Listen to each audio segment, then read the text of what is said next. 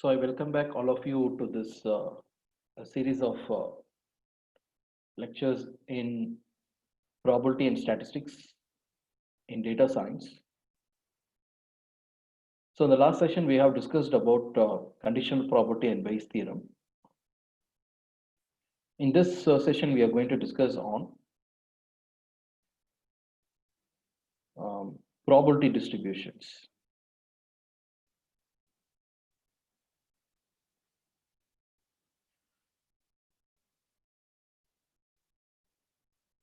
So this understanding will really help us when we start analyzing the variables in model building, because your data set is comprises of different variables, quantitative and qualitative variables, and the basic understanding of what kind of distribution our data is according to the nature of the variable, it will help us to uh, perform the suitable statistical analysis.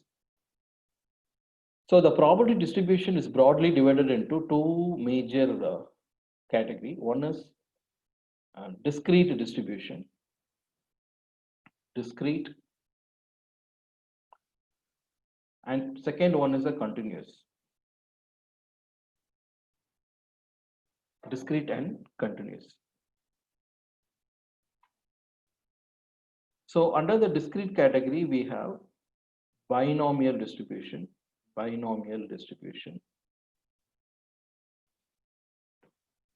and Poisson distribution.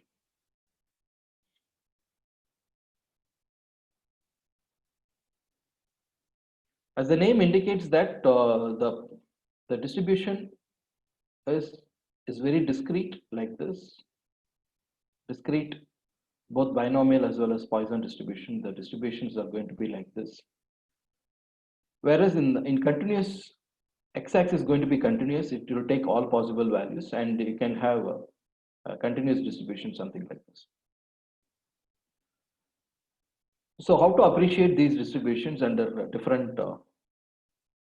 kind of practical situations? What are the examples where we use these distributions? We'll see with an examples one by one. First, let us talk about binomial distribution. This binomial distribution is very popular in quality control.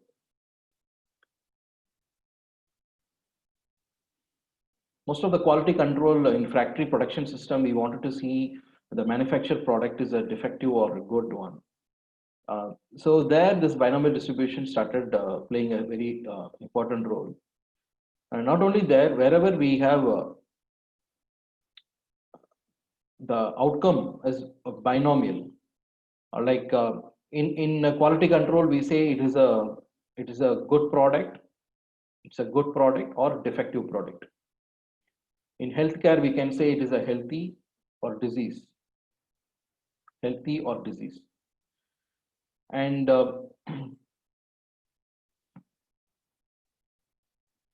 so no rain, okay, rain. Wherever credit card fraud transaction, genuine transaction, it is a fraudulent transaction. Loan defaulter, not a defaulter. These are all the examples in which you have only binomial two outcomes. Okay, two outcomes. Whenever you have two outcomes, and let me give a scenario. Let us take a manufacturing unit. It's a t-shirt manufacturing unit. A t-shirt manufacturing unit. For the last 5 years, based on the last 5 years report, they say that 4% of the t-shirts what they manufacturers are found to be defective. So this is the empirical data based on the last 5 years their manufacturing.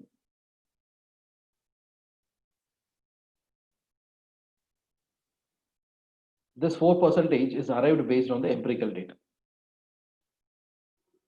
It means 96% of the t-shirts they manufacture is a good t-shirt. Right? How to approach this problem? Look at the information, whatever is given, it's 4%. The value is given in terms of percentage. Number one, we have to notice this. It is given as defective. Defective. What is the alternate for this? It's a good, not a defective. Now I have two outcomes, two possible outcomes, defective and good. You might think that how it is connected with binomial distribution. So let us go to the mathematics of how do we represent this binomial distribution. Probability of x is defined as ncx p power x q power n minus x. We can define p is a event call defective. As per the problem statement, the p value 4% can be represented like this, and q is 1 minus p 96.96. So what about n? Let me take randomly. I'm going to take whatever the t-shirts coming in the conveyor belt, the manufactured t-shirts which is coming in the conveyor belt. Randomly, I'm going to pick a few t-shirts, okay, and I'm going to do for the analysis. Let me take 50 t-shirts randomly I picked. 50 t-shirts I have randomly picked. And I'm going to ask you now generate binomial distribution. What is the probability none of the t-shirts out of the 50, it means all 50 t-shirts are being good. So that is equivalent to p x equal to 0 means none of the t-shirts being defective. You can key in the value 50c 0, 0.04 power x power 0, 0.96 power 50 minus 0. We can substitute this. However, we are going to use a Python function to calculate these scores. Shortly, we'll see what are the scores. I will calculate what is the probability that one t-shirt is being defective, what is the probability two t-shirt is being defective, and so on.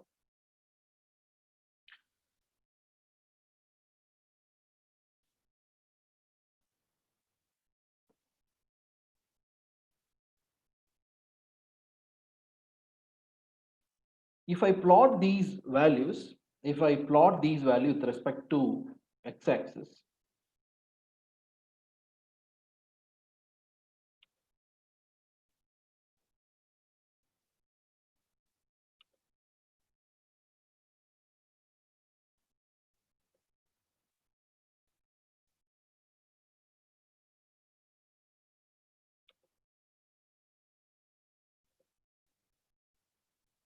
let me demonstrate this in Python notebook. So we have a function called binom.pf probability mass function, which is coming from Scipy package. So I have imported this, import scipy.stats as stats I have imported. So now you can call this function stats.binom.pmf. So the first argument what we are going to pass is the x value. Suppose if you want to calculate what is the probability that none of the t-shirts are defective. X value is 0. N I have defined as 50 t-shirts randomly picked. P is P is we are defining as what percentage of the t-shirt is being defective from the historical data. So if P is known, automatically 1 minus P is understood, that is Q. We don't need to explicitly pass Q here. So the order is X comma N comma P is the order. So I have passed this. We have whatever the value we obtain, you have to multiply by 100 to convert to percentage, 12.9%. The probability that none of the t-shirt being defective is 12.9%. If I calculate what is the probability that one t-shirt being defective, 27%, roughly 27.05%. What is the probability two t-shirt being defective is 27.6. Then I calculate what is the probability three t-shirt being defective. If I'm going to plot all these values with x-axis defined like this, okay, for these values I'm defining my x-axis 0, 1, 2, 3. So x-axis are defined at the discrete points 0, 1, 2, 3, 4.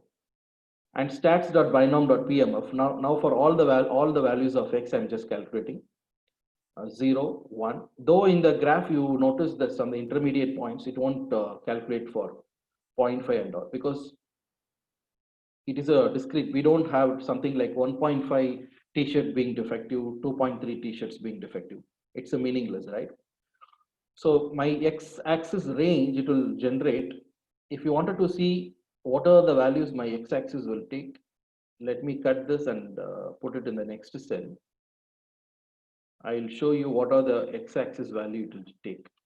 You can check x-axis. This alone I see 0. I wanted to calculate 0 t-shirt being defective, 1 t-shirt being defective, 2, 3, 4. Why why I stopped at 4 or some particular value? What is the reason behind that? I'll tell you shortly. Now earlier I just individually one by one x value I substituted here, and we have seen one. As I increase my x value here, you can see the number, the probability score will go down. For 5, see 3.4%. When I go for 6, it is just 1%. What is the meaning here is, what statistics tells, the historical data tells only the 4% of the t-shirts are defective, right?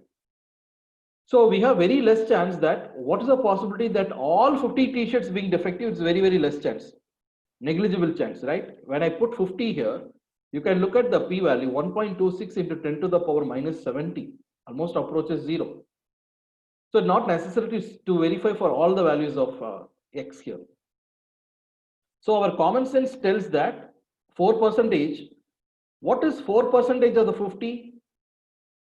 10% of 50 is 5, right? Even when I calculate for 10%, look at the value, it's almost close to 0, 2.10. Sorry, 10 t-shirt is, it's a 20%, right? 10% means I need to substitute 5. Okay, 5 t-shirt is a 10%, but the prior statistics tells only 4%. Even when I substitute 5, we get 3.4% only. So in binomial distribution, the product of n into p directly reflects the mean value. So you'll get the highest p value will get at, what is 4% of 5? 4% of 5 is 2 t-shirt, right? You can notice at 2 we get a maximum probability, 27.6. We can visualize this here in the graph.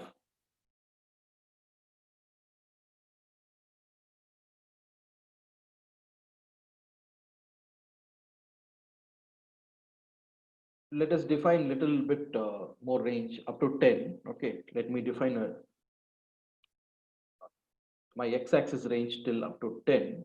Okay, now you can see this is how your binomial distribution looks. At 2, we got the highest probability, 27.6, right? 27.6 we got. Because the mean value of the distribution at 2, n into p, that is for the binomial distribution, we got the highest p value. 2, what this 2 reflects? 2 reflects, it's a 40% of your 50 t-shirts is 2 t-shirts. So it clearly says that your sample represents the population, right? Here, what is your population from the historical data? You arrived this 4%. You arrived the 4%, whereas 50 is the sample t-shirts we have taken randomly, and your binomial distribution shows that highest value p, highest probability we obtain at 2 t-shirts. The probability 2 t-shirts being defective out of 50, it will make sense. So as I increase my x values, naturally it is going towards 0. So here what you should notice here, your x-axis is discrete. We don't have any calculations like 1.5 t-shirts or 2.6 t-shirts. Also, we can calculate the cumulative distribution function. So I wanted to calculate whatever the value we calculated for 0, 1, 2. What is the probability that 2 and less than 2 t-shirts being defective? I can cumulatively, you have to add these individual scores. This probability plus this probability, cumulatively up to 2, how much percentage it occupies? If you wanted to see, 67.67% cumulative density function. That is going to give you the cumulative scores. Okay, why we stop at particular range? Beyond that range, it is meaningless, or almost your p-value goes 0. You can quickly check it here. Suppose if I put around 6 here, almost your it covers 99.63% of your entire distribution. 99.6 up to 10, if you see, up to 10, it covers 99.9, just 0.1%. So that is why we truncate this according to the historical data statistics. We understand that.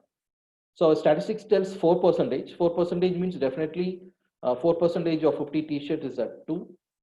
So there is no point in going beyond this x-axis for 20, or even if you increase this, you can see it's like a flat line. It looks like a flat line.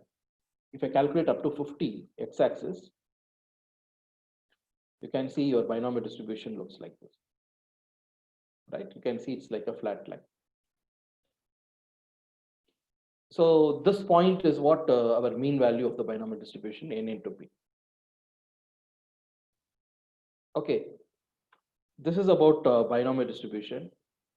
Let us go back to definition. What is the definition? Another discrete distribution under discrete probability distribution is Poisson distribution.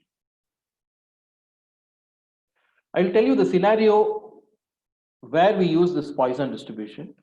Let us take the same t-shirt manufacturing example. Now the company is giving me, earlier they have reported 4% of the t-shirts are defective. Okay, see how they report their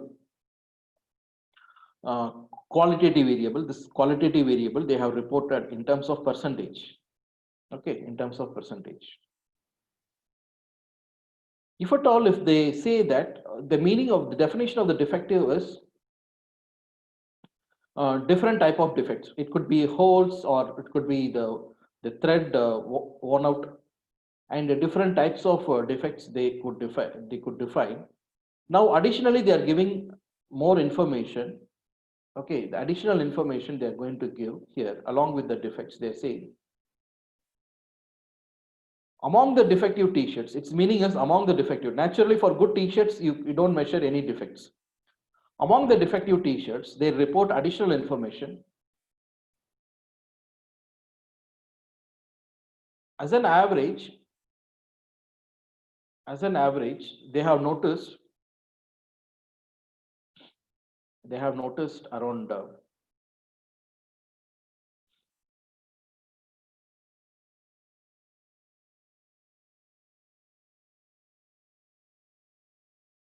3 defects. Sometimes a defective t-shirt sometimes may have 5 defects. Another defective t-shirts may have 2 defects. Another defective t-shirts could have even 7 defects. Another defective t-shirts could have 3 defects. Out of their last 5 years report, says that, okay, all the defective t-shirts, they have a historical data. If it is a defective t-shirt, how many type of defects were recorded? 5 defects, 2 defects, 7 defects, 3 defects. And they have taken the average of this. This average is reported as 3 defects.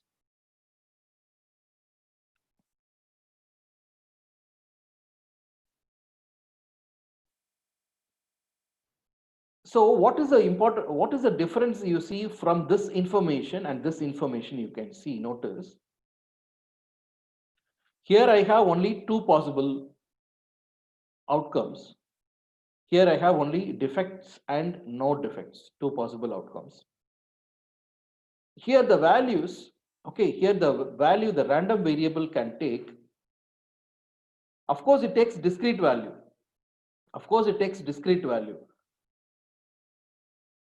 But it can take all possible continuous values. What is the probability that to have 3 defects? What is the probability for 4 defects? What is the probability for 5 defects? What is the probability for 6 defects? And so on. We can calculate. Theoretically speaking, we can go till infinity, but practically we don't go till infinity. Beyond, for the larger value of x, your probability score will approach 0. Mostly this Poisson distribution is uh,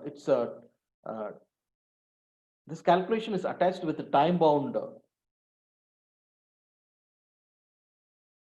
problems. I'll give you a few other examples. You can appreciate why it is considered as a time bound. Suppose I wanted to see in an ATM machine in a given time period, how many customers are waiting in the queue in a given time. Every minute, I'm just keep recording. Okay, in a given instant of time, in a given instant of a minute, there are 5 customers waiting. Another minute, there are 6 customers are waiting. Another minute, 3 customers. Another minute, 0 customers. Another minute, 1 customer. Another minute, 2 customers. You can consider this as several examples like in a cash counter. In a cash counter, bank cash counter, how many customers are waiting in a queue? So you can have a recording. The historical data tells that as an average during a peak hours or evening hours, like 6 p.m. to 8 p.m. say, in a busy market area, whatever it is, you have an ATM and you wanted to see your historical data tells that as an average there are 4 customers are waiting in the queue in a given minute. So this 4 is an average you calculated based on this value, right? If the historical data tells that 4 customers are waiting in a queue in a given minute, it is pointless to calculate what is the probability, that 10,000 customers are waiting in the queue. Almost zero, right? Because the historical data tells that 4 customers waiting in the queue will get the maximum probability. So this is also discrete distributions. Okay, here this is also discrete distributions. Of course, we don't find it interesting to calculate what is the probability that 3.5 customers or 2.3 customers. We don't have the recording here. So we have a discrete values, and as you see, as x increases, this value also goes towards 0. So most of these recordings are these measures are it's a time bound measurements. You can take your toll plaza, number of cars waiting in a queue in a toll plaza, in a busy toll plaza. You wanted to distribute the probabilities in the form of Poisson distribution. You can calculate from the historical data tells that as an average during our office hours, morning office hours, let us say the peak office hours like 7:30 a.m. or even 8 a.m. from 8 a.m. to 9:30 a.m. in a particular toll plaza, the average number of cars waiting in a queue is 5 cars. How it is recorded? It's we can record this information in a given minute-wise recording, every 1 minute or every 10 minutes recordings. We can have as a historical data. From that, we can report this average.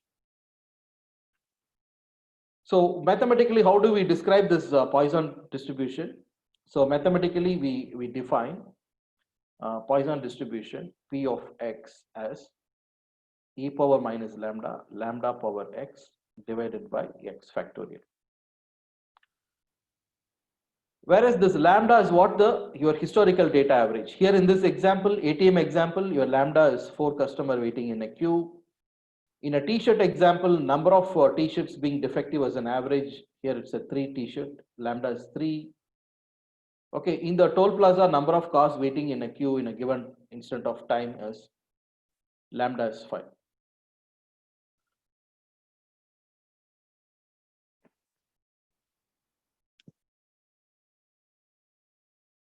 So let us generate this Poisson distribution for any of these example in Python notebook.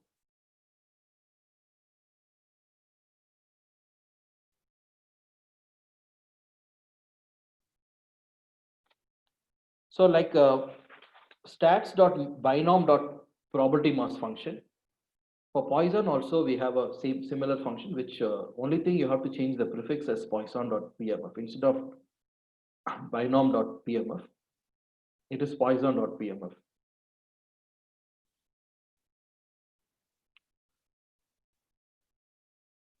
Here you just 2 arguments, it is enough to pass 2 arguments. So unlike your binomial distribution formula, there is no n is involved in your formula, right? So lambda power x e power minus lambda by x factorial. Just you have to set your x value. For what value of x you need to calculate the p value. So the second argument is your my lambda. So x and lambda we need to pass. Okay, let us simulate this for our first let us simulate this for the t-shirt example. As an average, 3 t-shirts are being defective, right? My lambda is 3. Okay, I wanted to generate p value for different values of x 0, 1, 2, 3, and so on. So and the corresponding p value I plot.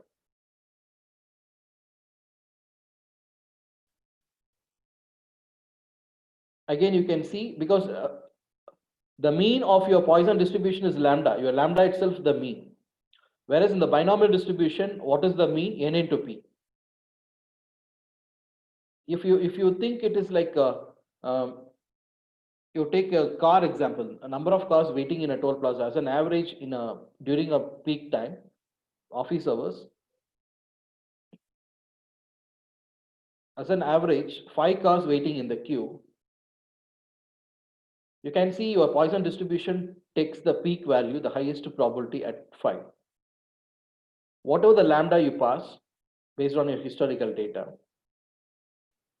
you can say in a peak during a peak hours in a bank, number of customers waiting in a queue in a cash counter during the peak hours, morning 10:30 to 11:30, a bank is saying that there are 10 customers are waiting in the queue as an average.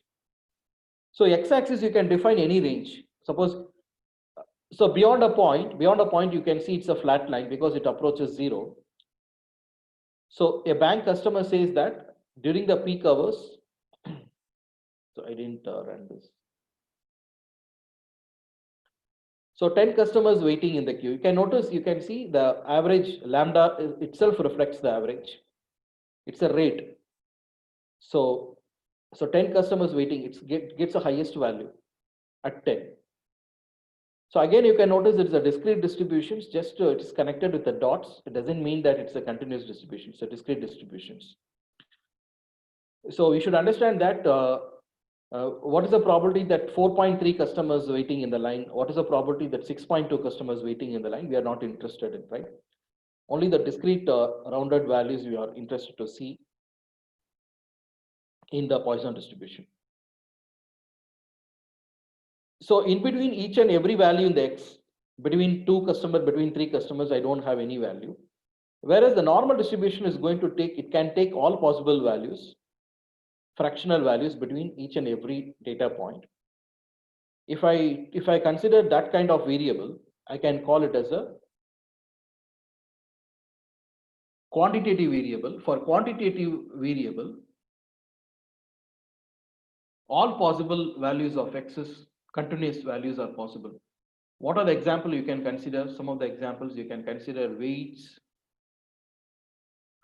Okay, weights in grams or kilograms, height, centimeter, or in the feet or inches, I can specify. So I can specify weights in kilograms or grams. Okay, in fractional value, I can represent like 130.5 grams or 130.2 grams and so on. Suppose if I take two continuous value like 130 and 131 in the continuous distribution, this is my x-axis. Now I'm saying that now your continuous value can take all possible values here. Now it can take infinite possible values. After 130, if you want 130.000001, I can represent a data point. Still that point is valid here. If you wanted to tell another data point, if you wanted to say like 130.99999. So Since this x-axis is a continuous all possible values, you just think that since it is a continuous distribution, right? All possible values, you can have a distribution. You can measure the probability. You can literally think in such a way that for to calculating the probability at one single point, as I told you, it will take infinite possible divisions. Infinite possible divisions.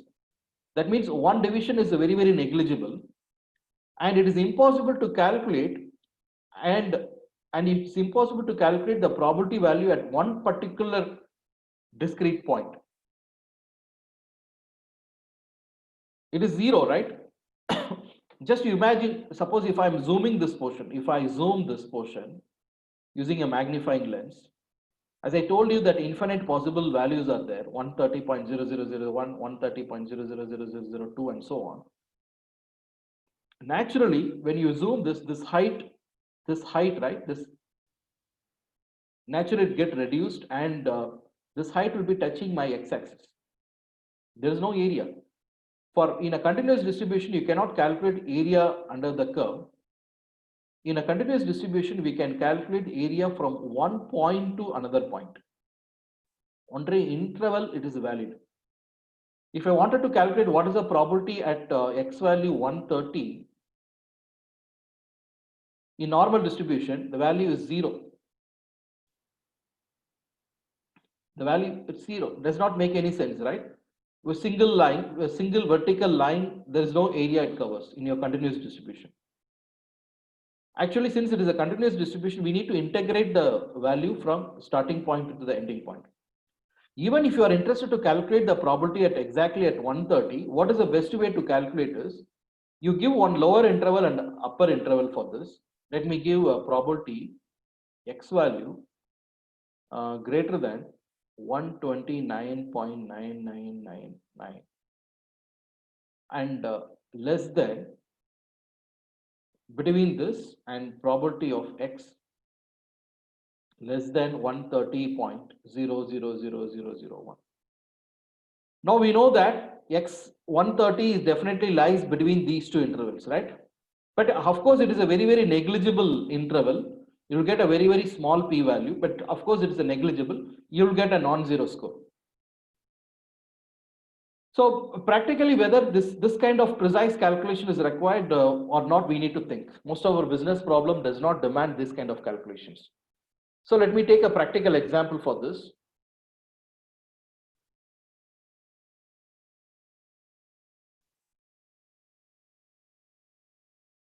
Let us take one quantitative variable which can have all possible continuous values. Let me take an example, practical example, like the mean weight of a chips packet is 125 grams with a standard deviation of 2.5 gram. Okay, another important interesting aspect of normal distribution, I forgot to tell you. Let me go back.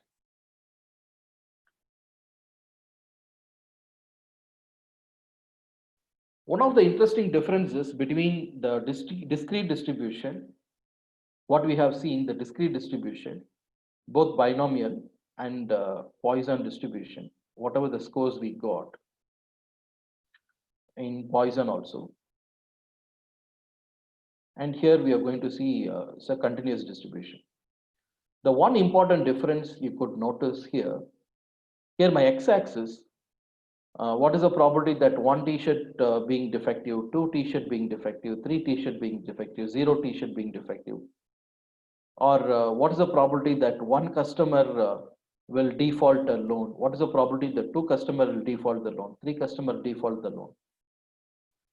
They are just count, right? They are just a count. Here also in Poisson distribution also, what is the probability that 5 customers standing in a queue, 6 customers standing in a queue, 7 customers? What is the probability that 1 car standing in a queue, 2 cars standing in a queue, 4 cars standing in a queue? Again, these are all just a count. Okay, but here the real value, I'm just making the value. Actually here it is just a count as a, okay, numbers. We don't bother about the units here. We have nothing called units, but here if I'm going to mark my X value either in terms of weight or height or years or income, any of these continuous values, quantitative variables, I have unit attached. Could be grams or height in centimeters, years in months and dates, income in rupees or dollars or euro. The units is attached. So I want to have a common axis, okay, to accommodate different quantitative variables. So we are going to have something called standard normal distribution. This is a normal distribution. What is standard normal distribution? Standard normal distribution. I'm going to scale my quantitative variable irrespective of the units. Okay. Now I want to have a common measurement x-axis, which is a unitless. I want to have this x-axis unitless, as simple it is. I want to have this x-axis unitless so that I can do the measurement for any variables. I can do it for the weight, I can do it for the height or years or income, whichever the quantitative variable. So to make this x-axis unitless, I need to apply the standard scalar formula. It is x minus x bar divided by standard deviation of x. What is the characteristic of the standard normal distribution? Once you scale the data by this formula, x minus x bar divided by standard deviation of x, when you substitute your average value, what will happen to the original average? Average, you subtract with the average, it becomes 0, right? In standard normal distribution, your data becomes, that means your mean value, your data is entered with 0 with a standard deviation of 1. Standard deviation is 1.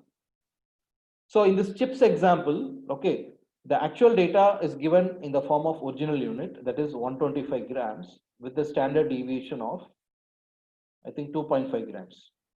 Okay. Now, if whatever the calculations I wanted to do, calculate the p-value, area under the curve, okay, I need to pass the standardized version of the score, that is the z-scale. We used to call it as a z-score actually. So the standard normal distribution is going to be represented as a z statistics, z distribution, z distribution. We call it as a z distribution.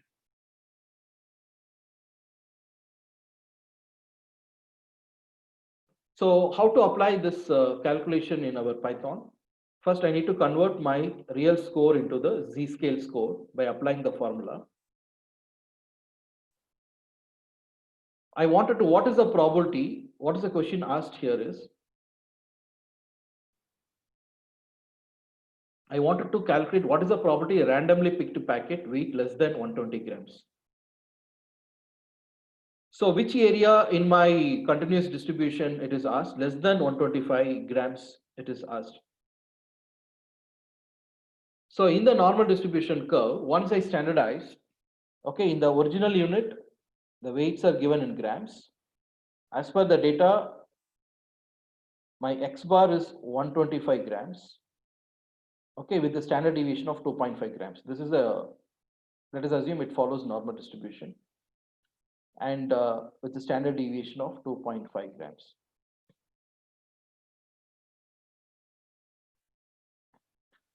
Now I have to convert this to z-scale.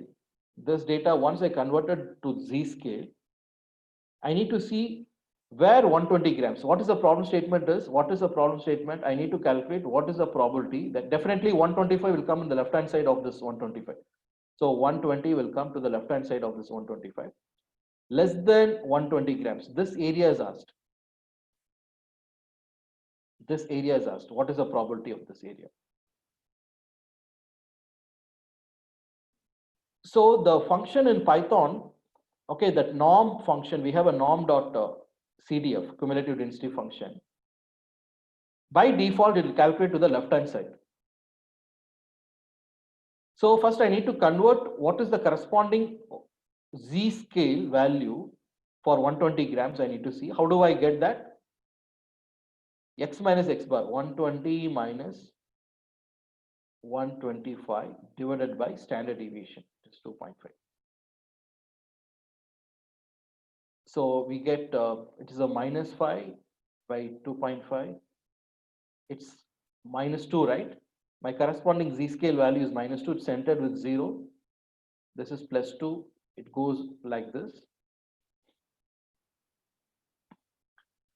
So roughly speaking, we know that normal distribution, the empirical formula tells that your minus 1 sigma to plus 1 sigma, nearly 68% of the data it covers, distribution of the data. Minus 2 to plus 2 sigma, 95.5% of area it covers, 95.5%. We can see it is exactly our value z scale came exactly at minus 2. That means the remaining 4.5% is distributed this side and this side. So we should get an area, okay, we should get an area roughly half of 4.5%. 4.5% divided by 2.25 roughly. So let us verify this in our using our Python function. How much area to the left hand side of 120 grams? The corresponding z scale value is minus 2 as what we have calculated. I just need to substitute that minus 2 here in the formula, stats.norm.cdf. You can see the area is 2.275.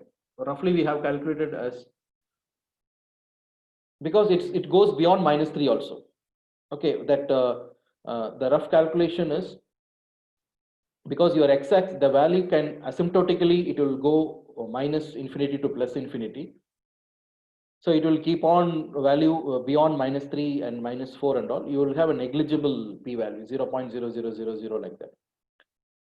So we can understand that what is the probability that the randomly picked lice packet weighs less than 120 grams is only 2.27% chance.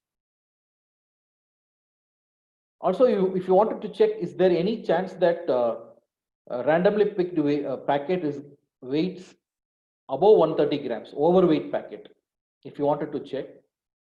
So here I just substitute 130 here. It is coming in the right hand side.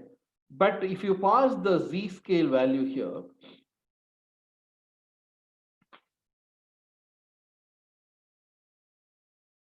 anyhow, this score is symmetric, we can understand. By default, as I told you, this CDF function will calculate the entire area to the left. Entire area to the left. It means it calculated 97.5% roughly. So now this time I wanted to calculate the probability. What is a randomly picked packet? It weighs greater than 130 grams. So this side probability I wanted to check, verify. But when for corresponding, the z scale for 120 gram is 2 sigma. It occupies here.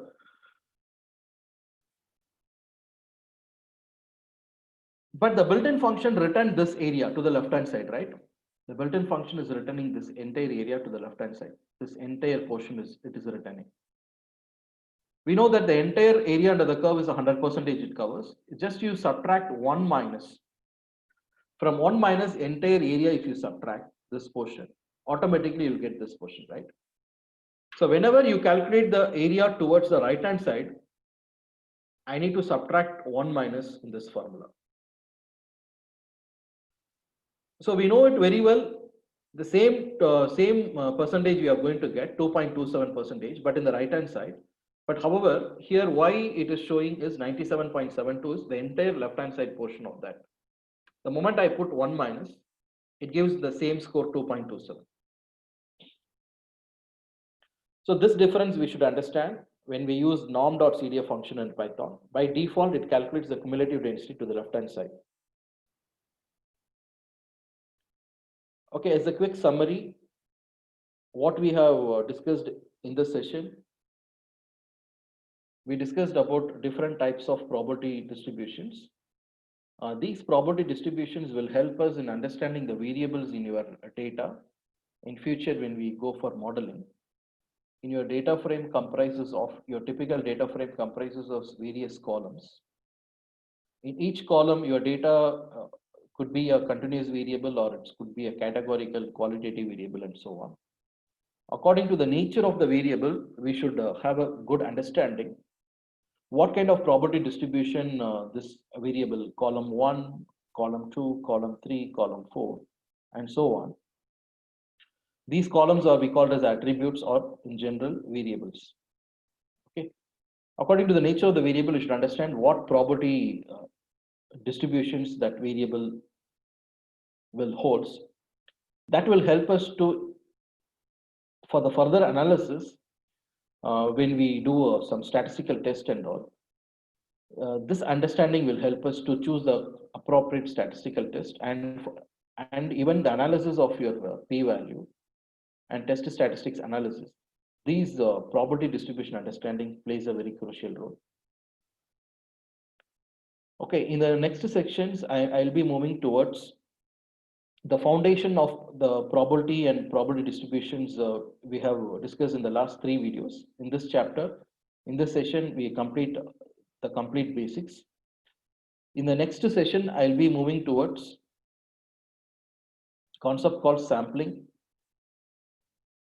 and standard error. What is meant by sampling and standard error? Because this is going to play a huge role in, this is going to be the playing a huge role is in inferential statistics. Okay, particularly the hypothesis testing. To frame the hypothesis testing, so we should have a clear understanding of, because already we have discussed in the previous videos, I have just given a very broader idea about from the sample, we are going to infer the population, right? From whether the sample mean is a representation of the population mu. How do we do the estimate?